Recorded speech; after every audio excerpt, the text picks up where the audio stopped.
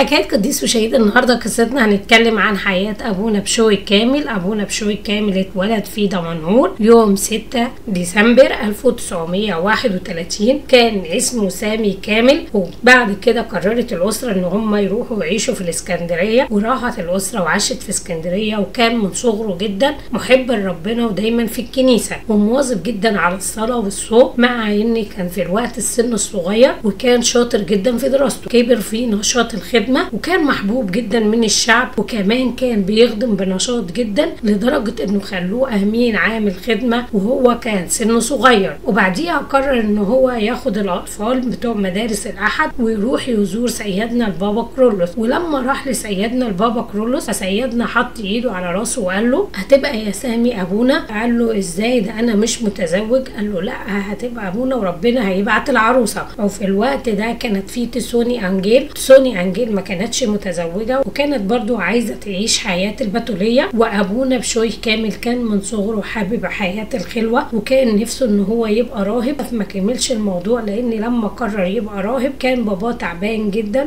وما نفعش ان هو يتراهب. ولكن لما قال له سيدنا كده، وبعد كده ابونا في الكنيسة كلم تسوني انجيل وقال لها ان سيدنا بيقول انت لا هتبقي العروسة. وفي الوقت ده ما رضتش ترفض كلام الاب الكاهن اللي قال لها كده، وراحت تزوجت من سامي اللي هو بقي بعد كده باسم ابونا بشوي. وبعد ما تزوجت ان هما الاثنين ان هما يعيشوا حياة البتولية، وفعلا عاشوا حياة البتولية وكانوا نشاط جدا في الخدمة. وكان ابونا بشوي كامل كان ابونا بشوي عنده مرض الكانسر، لكن ما كانش بيتأخر عن اي مريض، فراح يزور الراجل. ليه؟ الراجل ده محتاج انه يتعمل له اكل علشان ياكل، فبقى ابونا بشوي بيروح يزوره مرتين في اليوم علشان ياخد له اكل هو ورايح. وكان بيطلع سلم عالي جدا، في درجة انه مرة كان ابونا بشوي تعبان جدا، فتسوني انجيل لما عرفت ان هو نازل صممت وراحت معاه. قال لها عد السلم كام سلمة علشان هي وبتعد في السلم ما تحسش بطلع الدور الكام. وطلعت الدور عالي جدا، ولدرجة بعد كده لما دخلوا انت كل يوم كده تجيني مرتين في اليوم، ده كتير كده يا ابونا. فهي استغربت ان ازاي انت مريض وازاي تعبان وبتروح للواحد مرة واتنين في اليوم. وبرده كان بيعمل معجزات كتيرة جدا، كان محب لكل الناس لدرجة ان هو كان بيحب المسيحيين والمسلمين وبيحب الشعب كله. وفي يوم كان لاقي راجل محتاج انه يزوج بنته، لكن محله كان شبه ان هو فلس. فالراجل قاعد وحزين وحاطط ايده على خده، فبيقول له انت زعلان ليه؟ قال له عشان مش لاقي ان انا ازوج بنتي، مع اني عايز اجيب لها الجهاز وخلاص كده الجوازه مش هتتم. فقال له ما تشيلش الهم، وهو اللي جاب لها العزال كله مع ان كانوا غير مسيحيين. وتزوجت البنت، وكان الراجل فرحان جدا باللي عمله ابونا معاه. ابونا بشوي كانت خدمته كلها نشاط، كان بيقرب الناس كلها من ربنا، لدرجة انه في يوم كان في راجل منع ولاده من مدارس الاحد، والراجل ده كان بيشرب. ولما راح له ابونا بشوي راح قال لابونا بشوي طب تشرب معايا الاول، لما تشرب معايا بعد كده هشوف ان انا هودي الولاد ولا لا. وراح دخل ابونا الاوضه، وكانت الاوضه فيها ازايز كتير ويسكي. فلما شاف كده ابونا رشم الصليب عليهم.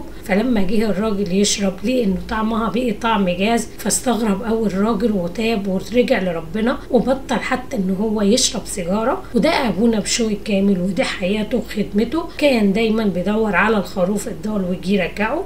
وتنيح ابونا بشوي كامل يوم 21 ديسمبر 1979. بركة ابونا بشوي تكون معانا، ولربنا المجد الدائم الى الابد امين.